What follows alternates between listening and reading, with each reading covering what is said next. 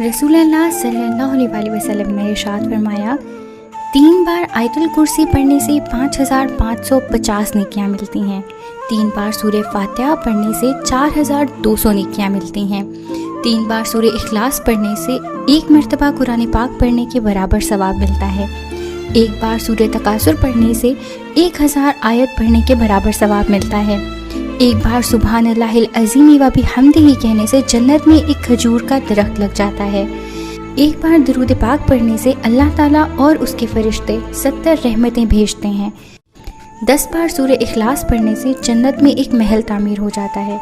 100 बार सुभान अल्लाह पढ़ने से 1000 नेकियां मिलती हैं और 1000 गुनाह माफ़ हो जाते हैं।